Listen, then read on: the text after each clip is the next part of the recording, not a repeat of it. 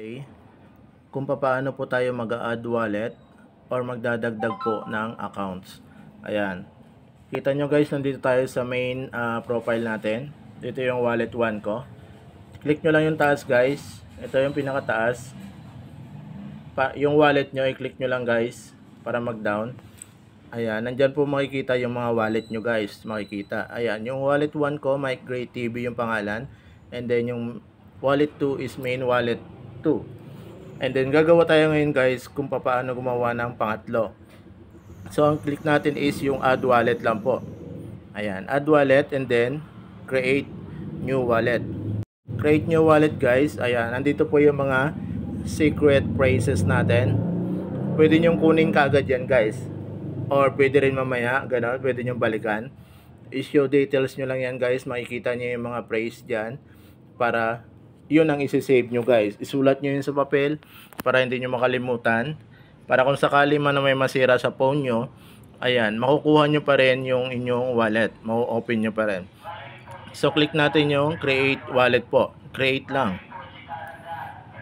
Ayan, may mga sound. Ayan, fund your wallet nakalagay. Pwede nating skip muna yan guys kung hindi pa natin lalagyan yung wallet natin. Skip natin ito. Ayan na, nakagawa na po tayo ng wallet number 3. Mapapansin nyo meron na tayong main wallet 3. So yan na po siya guys, yung wallet 3 natin. Pwede na natin siyang i-connect na sa ating Xtrade. Ayan, back tayo, balik tayo guys, ito na po siya. Ang una natin munang gagawin guys is kukunin natin yung BNB Smart Chain and USDT Smart Chain din po. Ayan, idadagdag natin dito guys tulad ng wallet 1 and 2 natin. Mayroon po dito sa Manage Crypto. Ayan. Ito guys, i-click nyo tong Manage Crypto.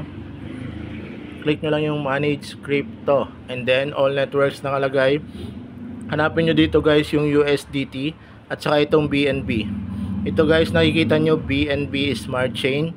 Pwede nyo nang i-click to guys para ma-open. Ayan. And then, hanapin nyo dito yung USDT. Type nyo yung USDT guys, maliliit lang. Kanina na-search ko kagad to eh.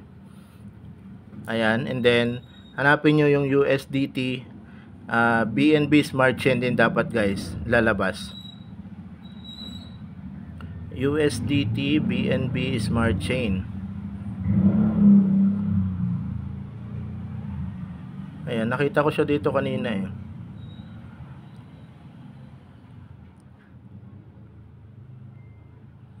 Nasaan ka na?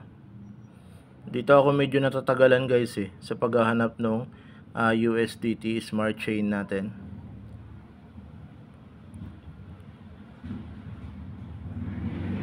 Scroll nyo lang guys. Ginagawan ko to ng video guys yung paghahanap kasi dito ako nahihirapan din magturo guys kapag may invite ako. Ayan. Para hanapin na nila. Para hindi na natin i-chat guys. Mas madali. Ayan, nakita ko na guys. So, USDT BNB Smart Chain. Ayan, itataas ko guys ha. Ayan, sa bandang taas. Nakita nyo guys. Tether USD. I-click nyo yan guys yung ito para ma-open. Ayan, para nag-green na siya guys. Ibig sabihin open na po yan. Nandun na po yung network natin sa pwede nating i-back. Click nyo yung arrow sa taas guys, sa kaliwa. Back. Ayan. Mapapansin nyo nandito na po yung ating wallet. Nandiyan na yung BNB at USDT natin na ito. BNB Smart Chain po sila parehas. Ayan. So, ganun lang guys. Tapos, i-connect na po natin siya dun sa Xtrade. Click natin guys yung Discover. Discover po nasa pinakababa po sa kanan. Click natin Discover. Ayan. And then, i-search mo lang dito sa search bar yung Xtrade.pro. Ayan guys, lalabas na siya kasi meron na tayong mga naunang wallet. Kaya, nandyan na po yan. Nakalagay na po yan sa favorites ko. Xtrade. Click nyo lang to guys. Xtrade.pro lang itatype nyo. And then, mapupunta na po tayo dyan. Ayan. I-ano daw natin siya sa BNB Smart Chain. Switch natin. Click lang natin guys. And then, punta tayo dun sa pinakataas. Yung tatlong tuldok. Tatlong tuldok, click natin. Ayan, mapapansin nyo yung network guys. Nakalagay po yung network Ethereum. Click natin yung network guys. Hanapin natin yung BNB Smart Chain. Ito. I-click natin yon. O yan.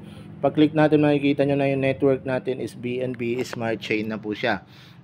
Ayan. So hindi pa siya nag-connect kanina guys.